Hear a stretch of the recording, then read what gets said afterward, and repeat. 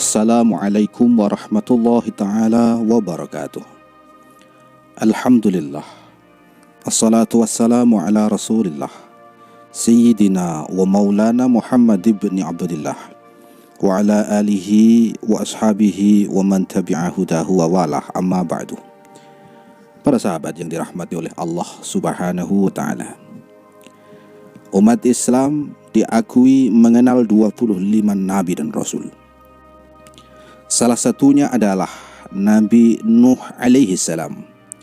Nabi Nuh adalah nabi ketiga setelah Nabi Adam alaihi salam dan Nabi Idris alaihi salam.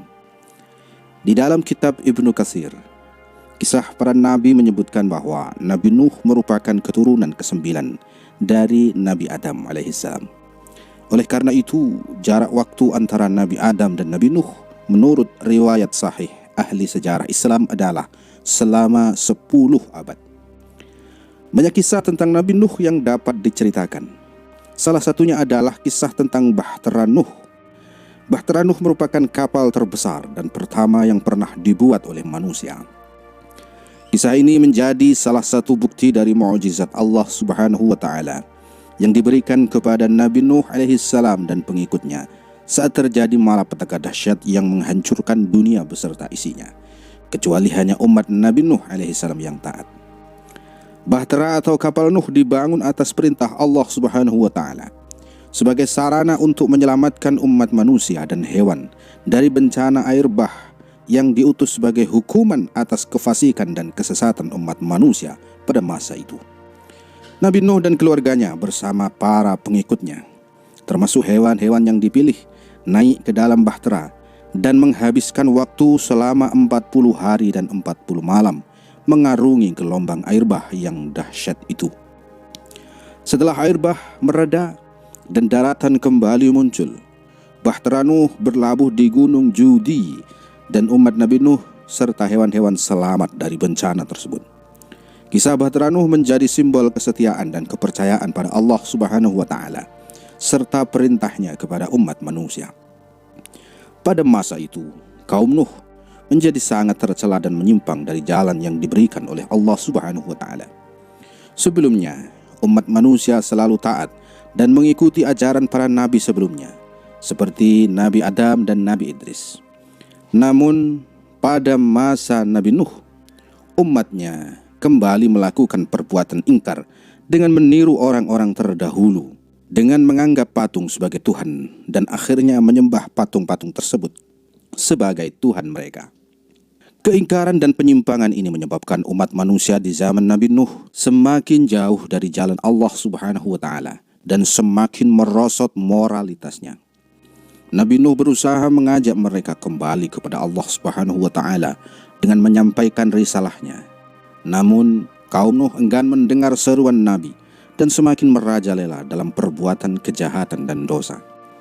Oleh karena itu, Allah subhanahu wa ta'ala mengirimkan bencana air bah sebagai hukuman atas kefasikan dan kesesatan umat manusia pada masa itu. Namun, Allah subhanahu wa ta'ala memberikan kesempatan bagi umat Nabi Nuh yang taat untuk selamat dengan menaiki bahtera yang telah dibuat oleh Nabi Nuh atas perintahnya. Hal ini menunjukkan betapa pentingnya taat dan patuh kepada Allah subhanahu wa ta'ala serta para nabi yang diutus untuk memberikan petunjuk dan ajaran kepada umat manusia. Patung-patung yang disembah oleh kaum Nuh sebenarnya merupakan representasi orang-orang saleh yang menjadi pewaris Nabi Idris dalam menyebarkan agama Allah subhanahu wa ta'ala. Akan tetapi, kaum Nuh justru salah memahami dan menilai makna dari patung-patung tersebut, dan akhirnya menganggap bahwa roh Tuhan berada di dalam patung tersebut dan orang-orang saleh penerus Nabi Idris adalah representasi Tuhan. Penafsiran yang salah ini kemudian mengakibatkan kaum Nuh tersesat dan semakin jauh dari jalan Allah subhanahu wa ta'ala. Mereka terjerumus dalam perbuatan kejahatan dan dosa, sehingga Allah subhanahu wa ta'ala mengutus Nabi Nuh untuk menyampaikan risalahnya dan mengajak mereka kembali ke jalan yang benar. Namun, upaya Nabi Nuh tidak diindahkan oleh kaumnya. Bahkan mereka semakin keras kepala dan bersikeras dalam mempertahankan keyakinan mereka. Akhirnya Allah subhanahu wa ta'ala mengirimkan bencana air bah sebagai hukuman atas kefasikan dan kesesatan umat manusia pada masa itu. Kisah ini menjadi pelajaran bagi kita untuk selalu memahami dan mengikuti ajaran Allah Subhanahu wa Ta'ala serta para nabi yang diutus untuk memberikan petunjuk dan ajaran kepada umat manusia. Kita harus berusaha untuk selalu berpegang teguh pada kebenaran dan menjauhi perbuatan dosa, serta menghindari kesesatan yang dapat menyebabkan kita tersesat dari jalan yang benar. Pada awalnya, pembuatan patung-patung itu hanya dimaksudkan sebagai bentuk penghormatan kepada dua orang saleh yang bernama Wad dan Suwa. Namun, seiring berjalannya waktu dan berkurangnya pengetahuan tentang agama, generasi kaum Nuh perlahan-lahan mulai meyakini bahwa patung-patung tersebut layak untuk disembah. Dalam situasi seperti itu, hanya Nabi Nuh yang masih memiliki pemikiran yang rasional dan sehat yang dapat menghentikan semuanya. Ia memperingatkan kaumnya agar tidak menyembah patung-patung tersebut dan mengajak untuk kembali kepada ajaran Allah Subhanahu wa Ta'ala yang benar. Sayangnya, dakwah Nabi Nuh tidak diindahkan oleh kebanyakan orang dan malah membuat keadaan semakin memburuk. Akhirnya, Allah Subhanahu wa Ta'ala mengirimkan bencana air bah sebagai hukuman bagi kaum Nuh yang semakin lama semakin jauh dari jalan yang benar. Kisah ini mengajarkan kita untuk selalu menghormati dan mengikuti ajaran Allah Subhanahu wa Ta'ala, serta menjauhi tindakan yang menyimpang dari agama. Sebagai manusia yang berakal, kita harus selalu menggunakan akal sehat dan rasio dalam mengambil keputusan, serta memahami ajaran agama yang benar agar terhindar dari kesesatan dan kehancuran. Allah Subhanahu wa Ta'ala kemudian mengangkat Nabi Nuh sebagai Rasul dan memberinya tugas untuk membimbing umatnya agar meninggalkan segala bentuk kesyirikan dan menghindarkan mereka dari pengaruh iblis yang menghasut untuk terus menyembah atau mengakui patung-patung tersebut sebagai Tuhan mereka.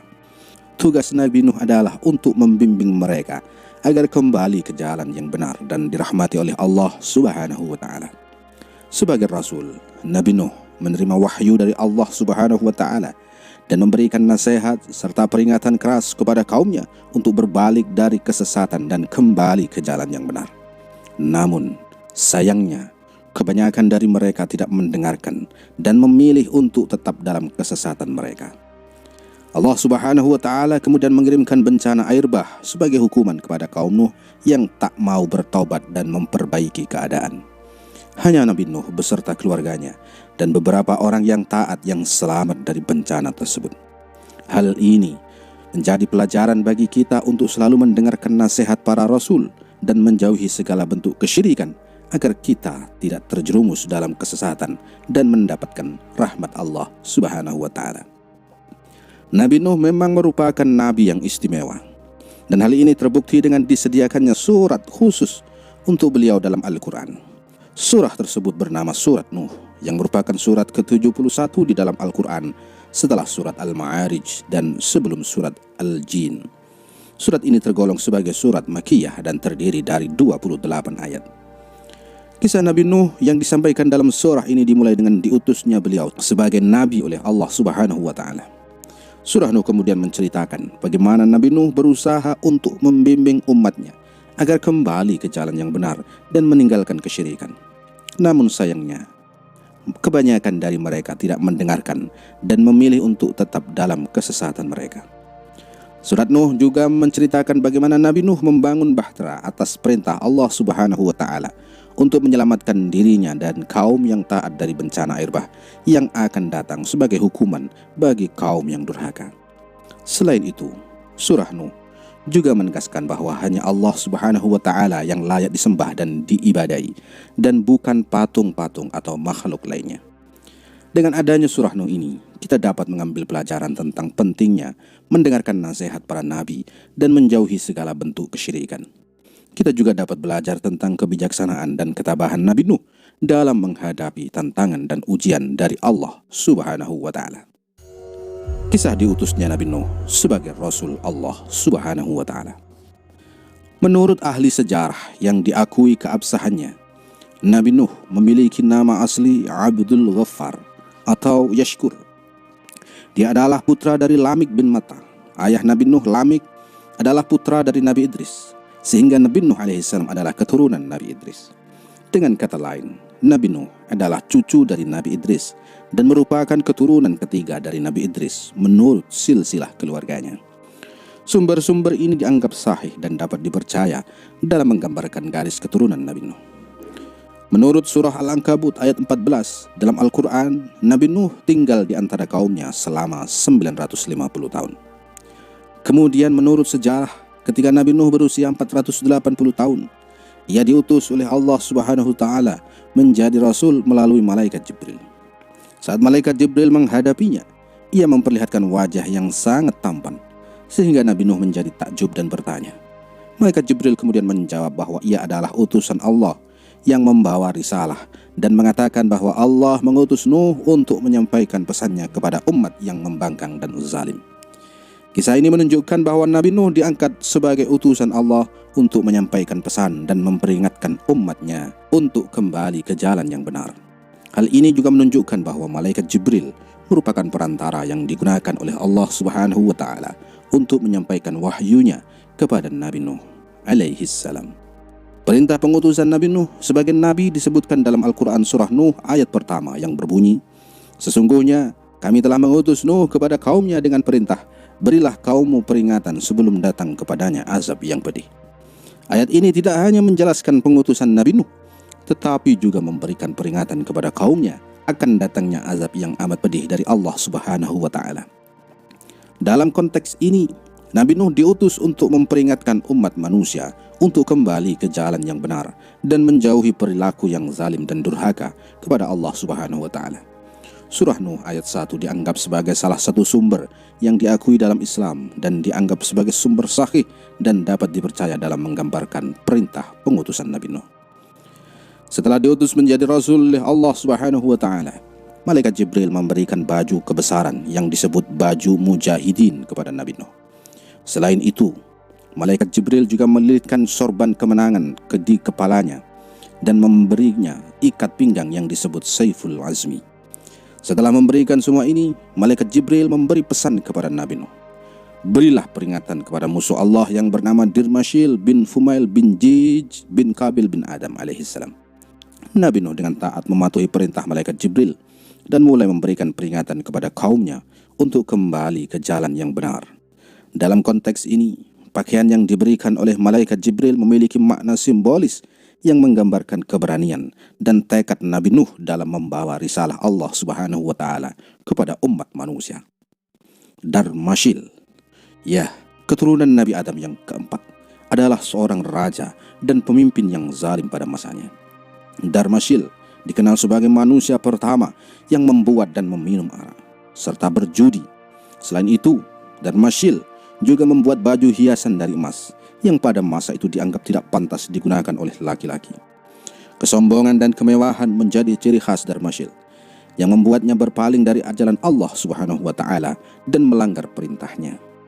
Sebagai pemimpin yang zalim, Darmashil adalah salah satu musuh Allah Subhanahu wa Ta'ala yang diberi peringatan oleh Nabi Nuh untuk kembali ke jalan yang benar dan meninggalkan perbuatan-perbuatan yang menyimpang.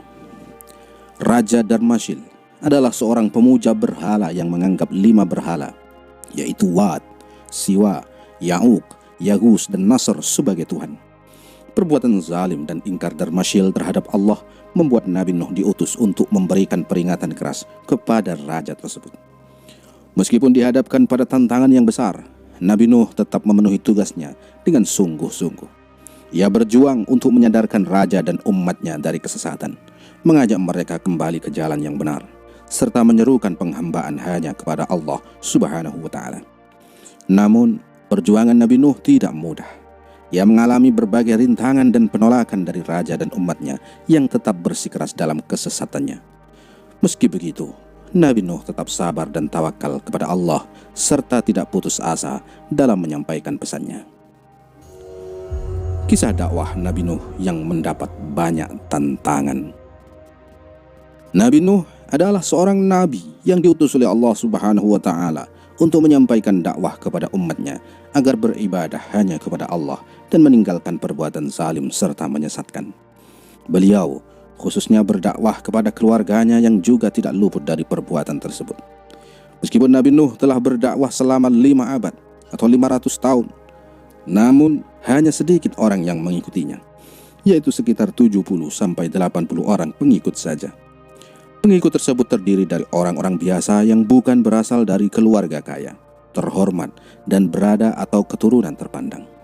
Namun, Nabi Nuh tetap gigih dan sabar dalam menyampaikan dakwahnya walaupun hanya memiliki sedikit pengikut. Hal ini mengajarkan kepada kita bahwa dalam berdakwah, yang terpenting adalah kesabaran dan keikhlasan dalam menyampaikan pesan yang benar kepada orang lain.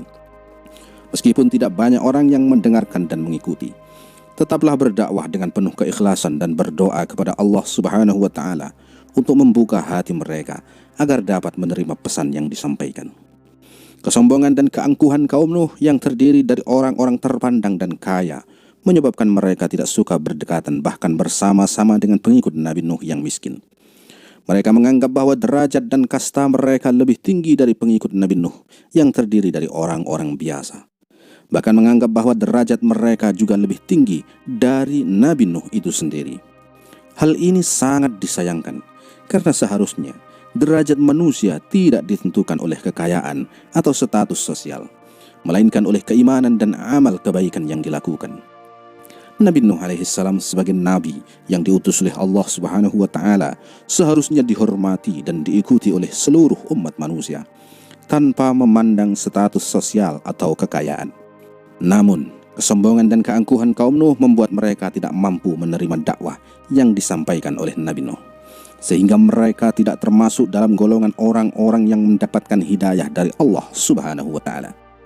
Hal ini menjadi pelajaran bagi kita semua untuk tidak terjebak dalam kesombongan dan keangkuhan, serta selalu merendahkan hati dan menghormati orang lain tanpa memandang status sosial atau kekayaan.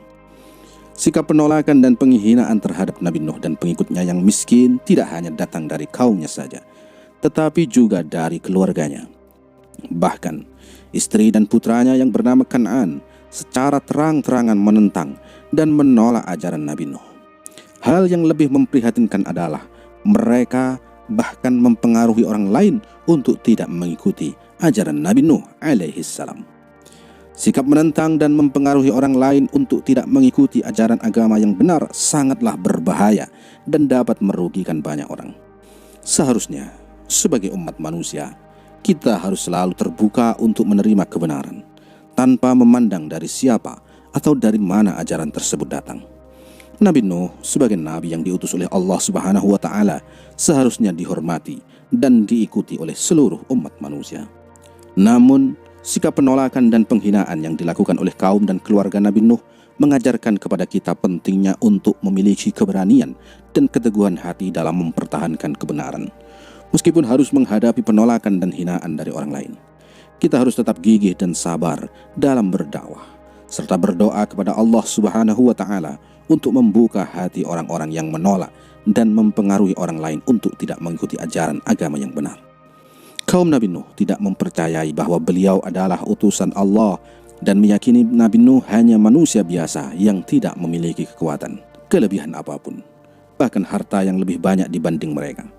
Mereka bahkan mengatakan bahwa Nabi Nuh telah berdusta dan merendahkan beliau dengan sikap yang tidak patut. Sikap merendahkan dan mengusir Nabi Nuh seharusnya tidak dilakukan oleh seorang muslim, terlebih lagi jika beliau adalah nabi yang diutus oleh Allah Subhanahu wa Ta'ala. Sebagai umat manusia, kita harus selalu menghormati dan menghargai sesama, apalagi jika orang tersebut diutus oleh Allah Subhanahu wa Ta'ala untuk menyampaikan ajaran agama yang benar. Namun, sikap merendahkan dan mengusir Nabi Nuh mengajarkan kepada kita pentingnya memiliki keberanian dan keteguhan hati dalam mempertahankan kebenaran, meskipun harus menghadapi tantangan dan penolakan dari orang lain.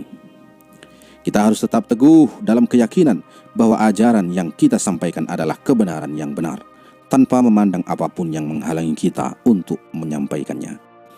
Dalam situasi seperti ini, kita harus bersabar dan berdoa kepada Allah Subhanahu wa Ta'ala untuk membuka hati orang-orang yang menolak dan merendahkan kita, serta menghindari melakukan hal-hal yang tidak patut untuk mempertahankan kebenaran.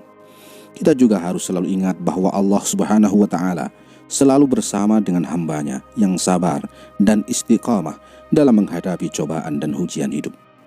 Kemudian, salah satu pemimpin kaum Nuh yang zalim tersebut mengutarakan keinginannya untuk menjadi pengikut Nabi Nuh dengan syarat mengusir pengikut Nabi Nuh yang dianggap hina karena miskin. Namun Nabi Nuh dengan tegas menolak persyaratan tersebut karena beliau tidak ingin meninggalkan umatnya yang sudah taat pada ajaran-ajaran Allah Subhanahu wa ta'ala. Nabi Nuh adalah sosok yang penuh kasih sayang, tidak membedakan antara orang kaya atau miskin, terhormat atau tidak. Semua orang dianggap sama di hadapan Allah Subhanahu wa ta'ala.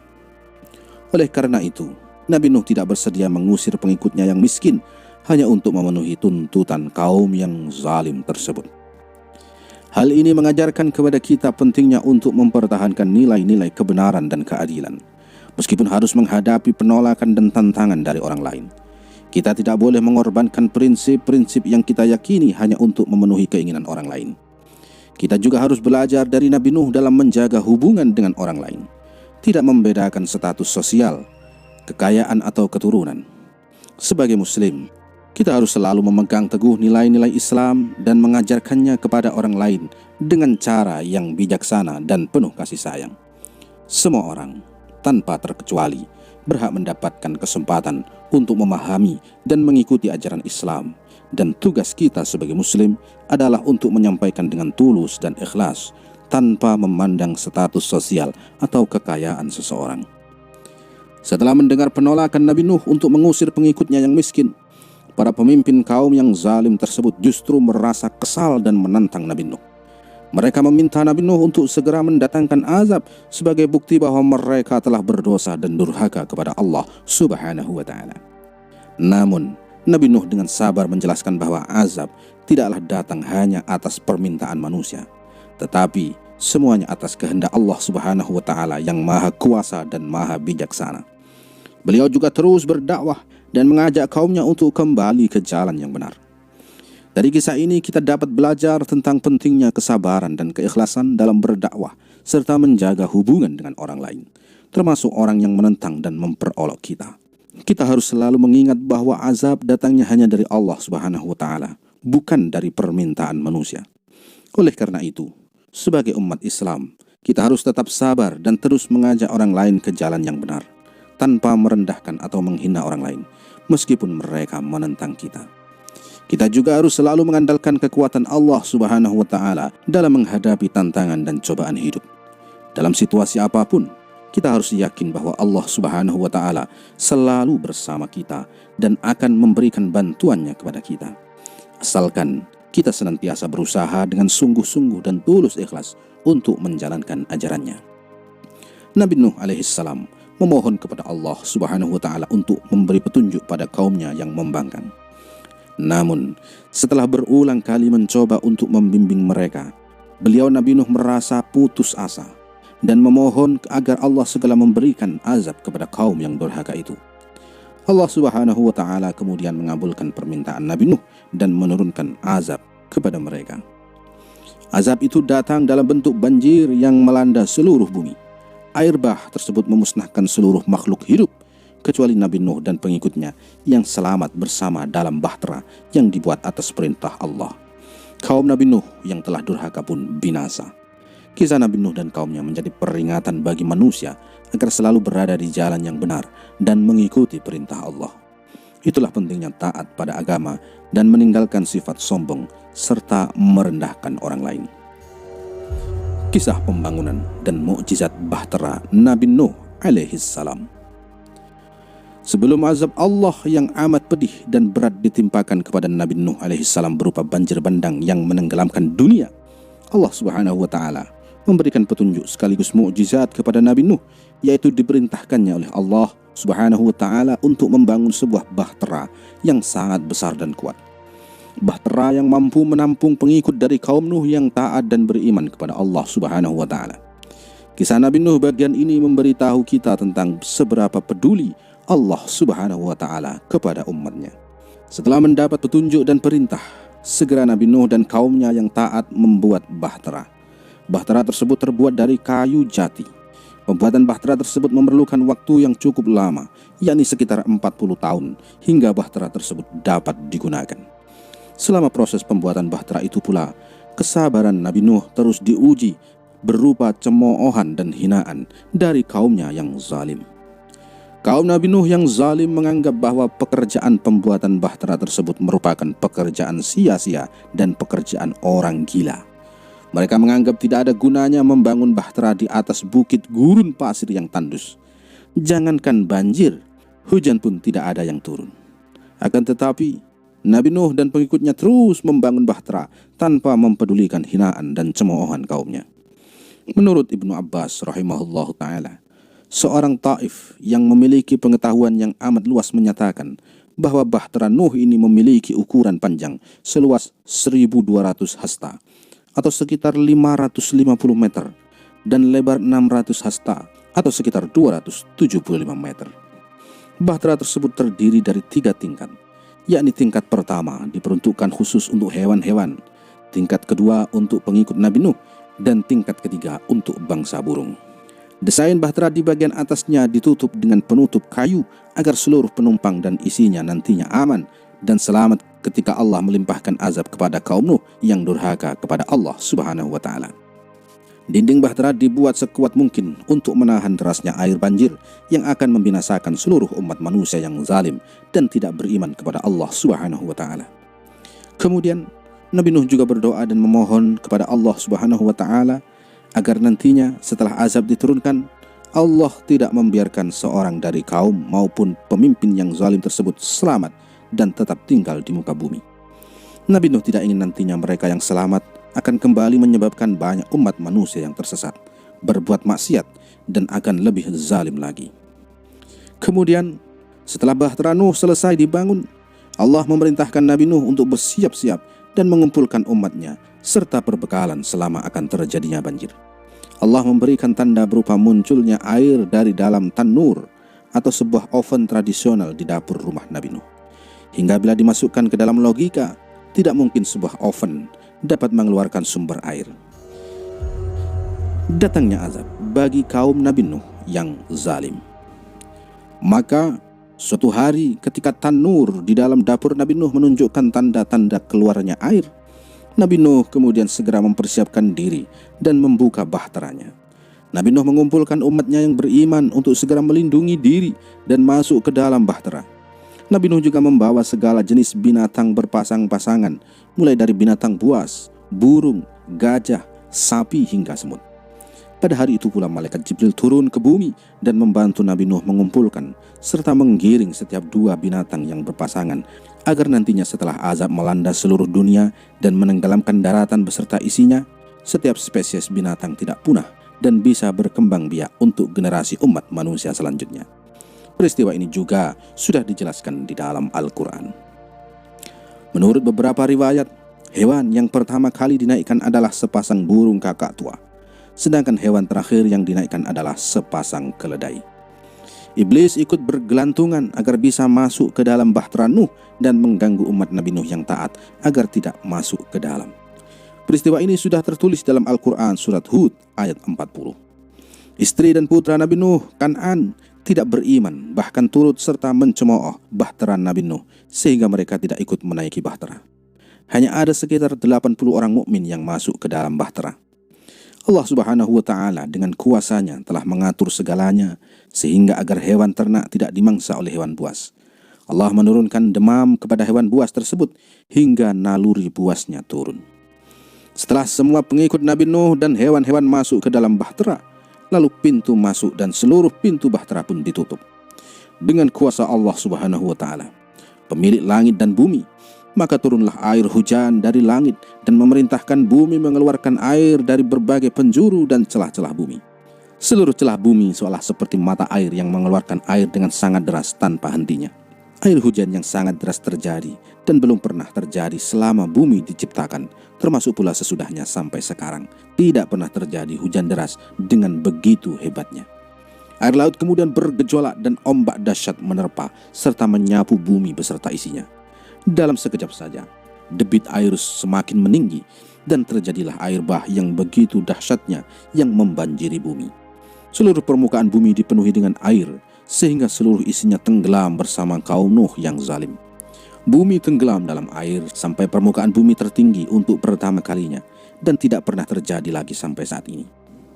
Itulah azab berupa bencana yang Allah timpakan kepada kaum Nuh yang sudah sangat menyimpang dari jalan Allah dan telah berbuat musyrik kepada Allah Subhanahu wa ta'ala. Putra Nabi Nuh yang tenggelam oleh banjir. Nabi Nuh dikarunia 4 putra, yakni putra tertua bernama Kan'an, kemudian yang kedua bernama Yafis, Sam dan Ham. Putra tertua Nabi Nuh merupakan anak yang zalim dan durhaka kepada Nabi Nuh. Dia menyembunyikan rasa benci pada ayahnya sendiri dan mula-mulanya berpura-pura iman. Bahkan dia dan ibunya yang merupakan istri Nabi Nuh sering menghina dan mencemooh Nabi Nuh. Kisah Nabi Nuh bagian ini cukup sedih untuk kita kaji. Ketika Nabi Nuh mengumpulkan seluruh umatnya, beliau teringat akan putra tertuanya yaitu Kan'an.